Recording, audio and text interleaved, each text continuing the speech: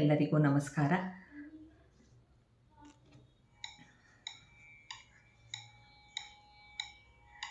पठत संस्कृतं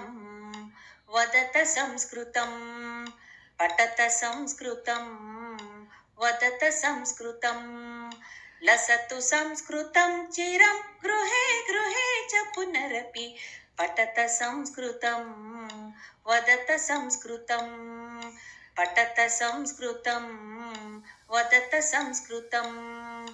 लसतु संस्कृतं चिरं गृहे गृहे च पुनरपि पठत संस्कृतं वदत संस्कृतं पठत संस्कृतं वदत संस्कृतं ज्ञानवैभवं वेदवाङ्मयं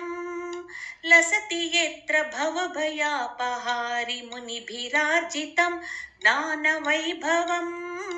वेदवाङ्मयं लसति यत्र भवभयापहारि मुनिभिरार्जितं कीर्तिरार्जिता यस्य प्रणयनात् कीर्तिरार्जिता यस्य प्रणयनात् व्यासभास कालिदास बाणमुख्य कविभिः पठत संस्कृतं वदत संस्कृतं पठत संस्कृतं वदत संस्कृतं स्थानमूर्जितं यस्य मन्वते वाग्मिचिन्तका हि वाक्ष्यु यस्य वीक्ष मधुरतां स्थानमूर्जितं यस्य मन्वते वाग्मिचिन्तका हि वाक्ष्यु यस्य वीक्ष मधुरतां यद्विना जना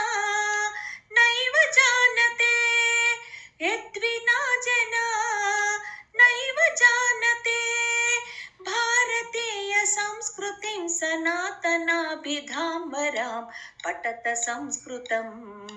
वदत संस्कृतं पठत संस्कृतं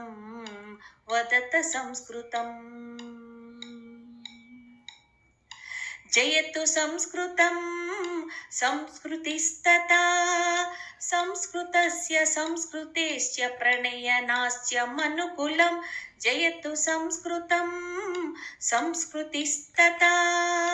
संस्कृतस्य संस्कृतेश्च प्रणयनाश्च मनुकुलं जयतु संस्कृतं जयतु मनुकुलं जयतु संस्कृतं जयतु मनुकुलं जयतु जयतु संस्कृतं जयतु जयतु मनुकुलं जयतु जयतु संस्कृतं